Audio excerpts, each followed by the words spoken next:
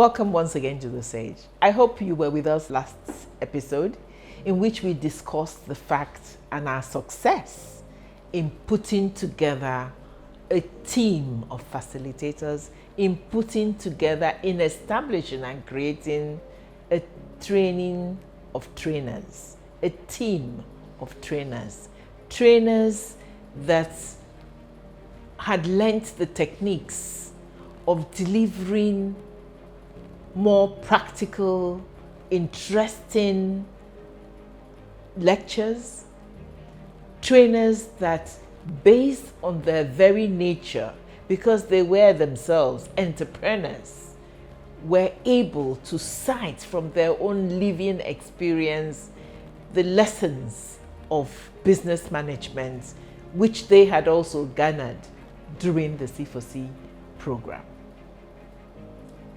It's still a success that we relish and thank God for. The next thing, of course, was to move on. Having established a team of trainers, it was now time to think about the group to be trained this year, 2025. We had promised you that we planned to be courageous despite scarce resources, take perhaps the largest batch we have ever done. And I announce with pride that in fact, by the time we finished the selection, we did indeed take on 25 young people for this 2025 program, the largest ever in the history of the program. How did we do this? Again, a few weeks ago, we had shared what our modalities usually are. We open an online application. We advertise the fact that the portal is open. We discuss the criteria for people who we expected, young people who we expected to apply. Things like the fact that they have to be passionate about business, they have to have clear business ideas, they have to be between the age of 21 to 40, and so on and so forth. We explained that the portal remained open for 5 weeks. All of that we complied with as promised. And in mid-March, we finally closed the portal and began the process of selection. Again, as we promised, let me recount how we selected. The portal was open and was accessible anywhere, indeed, in the world, not even just Nigeria. The criteria were there, very clear. The process of actually completing the form was very simple. It didn't take more than 10 to 15 minutes. And all that was adhered to. When the portal closed, we again did our very best, as per our regulations, to make sure that the selection was as impartial as possible, and that we selected the best fitted candidates based on our requirements. We set up an independent panel of, again, young people working with us in the program, who each individually reviewed the applications submitted, shortlisted. And after their individual shortlist, they came together and compared notes and reached a consensus on those that were most qualified as per our requirements. These are finally submitted to me as the CEO and head of the program to ensure that the selected candidates indeed do meet all the criteria and requirements. We finally selected 25, but each time we go through this, It's painful. We selected 25 not because there were only 25 qualified candidates or potentially qualified candidates. We selected 25 because that is all the funding we can, as given our resources, be able to make available for what needs to be done in training them. And we had to say no to so many other potentially suitable young people who had applied. That is indeed so painful. Every year it is so painful. And so let me say to those candidates who perhaps fell into this category of over almost 150 to 200 whom we've had to say no to, please, it is not because you lacked perhaps what it would have taken to go through this program. We had to select the best of what we had from our judgments, but we also had to say no to many others who could have benefited immensely from the program because we do not have the funds to do it. Again, we say this over and over again. I can never tire of saying it to partners and organizations out there. Please join us in this work so that many more young people can benefit from this opportunity. Yes, so it's always painful. We apologize to all of those of you who applied and we were unable to take you. We urge you not to give up, to apply next year. We may have more funding, who knows, if partners listen to our call and join us. But you may also have improved your business activities enough to indeed top all the other contestants on this platform. And so yes, we made the selection. We selected 25 of the potentially best from our judgment. Do stay with us in the next segment when we actually show you how that selection in the final leg was done. Stay with us.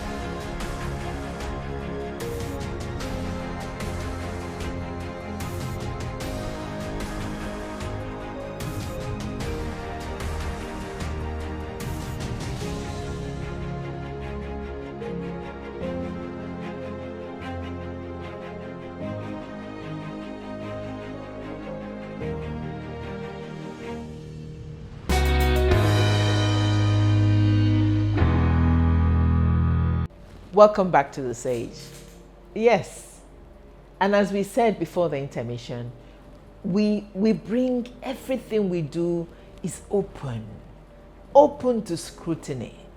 We do our very best to obtain the highest standards of impartiality. We also constitute a panel, experienced panel, and this time that panel was strengthened by the fact that we were able to include some of these trainers we had trained recently. It provides that important link so that they that are indeed going to help lead this training are also there in terms of interviewing and talking one-on-one with the potential trainees. We find the interview critical. It's one thing to write your idea and to try and convey it online or on paper. It's another thing to be given the opportunity to defend your idea. It makes so much difference.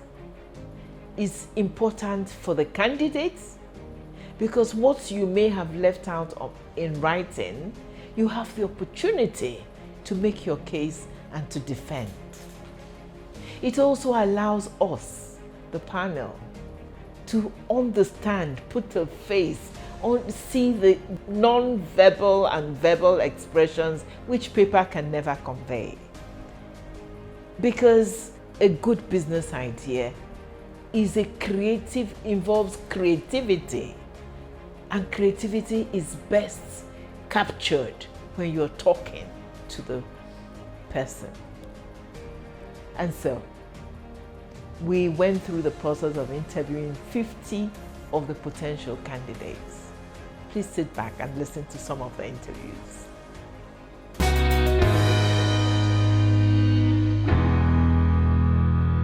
I'm Dr. Pichu Bwago. I'm the President of Conversations for Change. Thank you for accepting. Yeah. And this is not an exam as such. This is an opportunity for us to see you, to hear your idea. Let me say that we were impressed with your idea. If not, you wouldn't have been asked to come and interview. So this is your opportunity indeed to tell us about it. Sell your idea to us. Let's hear the passion and understand clearly what it is that you do. I said I'm a software developer and I'm passionate about programming. So there's what we call edu-tech, that is edu-technology, which entails teaching people how to program, develop different kinds of softwares. This could be websites, it could be mobile applications, and it could be also desktop applications. So like having a training institute for tech. Exactly. Okay, have you started the business? Not really, no. So you're doing it low-key in your bedroom? I'm doing this, but I'm working part-time in a tech institute. So I'm just hoping to maybe save some cash and I can start now. So when I heard about this, I said, okay, this would be an opportunity for me to key in. So is your business registered? No, it's not registered. How long have you been doing this? I started last year. Yes. Okay, So the thing is that I'm passionate about photography. When I was in school, I used to take pictures of my friends with my phone. They would be like, come on, snap us. They know that I can do it well. So that I was like, okay, if I can do this thing and people are interested in me taking them picture using mobile phone, I was like, okay, let me look for a camera. How much I didn't go to a class. I bought it 500,000 2022. So because of the interest, I started it as a hobby. Okay. So I started searching about cameras, how to use it. I did not go to any school. I was just using online how to operate camera, DSLR, the lighting and everything. Even this light, when I bought it with the camera. So I didn't know how to use it. When I went to a wedding, I snapped the pictures. I was even using manual mode, but it was not coming out well. So I searched for this one, how to connect it with the camera. So using the hot shoe. So I learned how to connect it. First of all, I want to thank everyone. Thank you for the opportunity. And like I said earlier, I'm Joshua Peter. I'm a teacher. Right? Really? Yes, ma'am. So I've been teaching for this will be my 9th year in teaching, and well, basically I'm now fully into online teaching since I relocated to Abuja. So I teach students online, and I've been doing that for like 2 years online, even while I was still teaching in a school. But since I came to Abuja, I decided to go into full-time online teaching. And so I discovered that there are a lot of parents that actually want their children to be able to meet up with school, as well as also be in that place where they cover gap because of classroom is not able to give them everything they need. There are so many students in class, and the teacher might not be able to meet the individual needs of every learner in class. So that is where I come in. But sometime late last year, I just gave it a thought, right? I was like, okay, since I've been doing tutoring for a while, it's just been a one-man show, and I decided to like do a training for people that even want to come into the online teaching game, like to help other teachers basically. And it was actually a very beautiful one. We had our first outing in January, and we had a good turn up as well. After the training, I just so why don't you just give this a try? I've been running with the name the Uncle Josh Academy, and it's just been me, right, doing the Uncle Josh Academy. But I now said, okay, so instead of just empowering teachers and having them go out, I already have like a brand that is growing, can actually get learners and then have them work as tutors for the brand. I have worked for some edtech companies as well, so I have an understanding of how they work and all of that. So basically, the business idea is online tutoring, such that we have learners and that are being mapped or matched with tutors to meet their needs, and the parents get to pay the academy and in turn pays the tutor. Creativity and innovation and trying to foster in society. And so that's why we came up with this. And then we were talking about the availability. So, okay, it should be fun, should be accessible by every kid. It should not be something floating. So that is why we came up with this. Yeah. What's the durability of this? Exactly. So these things that I say right there, these are some things I grew up doing. Okay, for me it comes with passion. And so I keep on there's been improvements. If you look at this, you see that I use those things here second. And sometimes I push it to the extreme, it breaks and all that. So over the time we still go further. Coming there, you see that I incorporated switches. This is more durable and all of that. Do you have a dedicated social media handle for your business? I have on my Facebook for now. I'm still yet to put for Instagram. Okay. What do you seek from C4C? I'm looking for experience, like to grow, more knowledge. I told you I'm still yet to perfect. Late selection.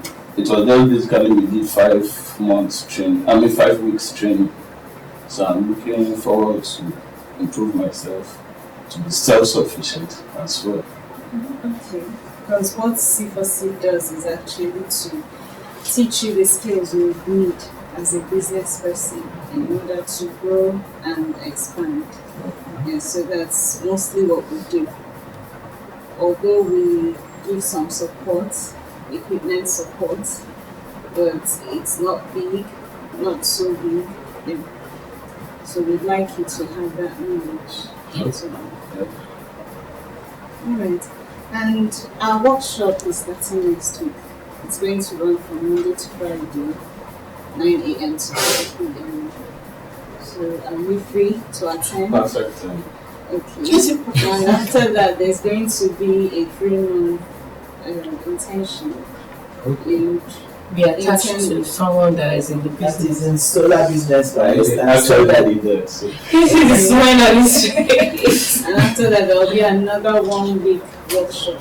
Yeah. Monday to Friday, 9 to 5.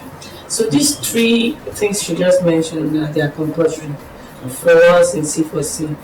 is automatic disqualification if you miss any one of them. So we just want you to be sure before accepting. Because if you accept and in middle you say that's it, there's no in between. So is this something that you are looking forward to, that you'll be available for? I'm very available. Okay.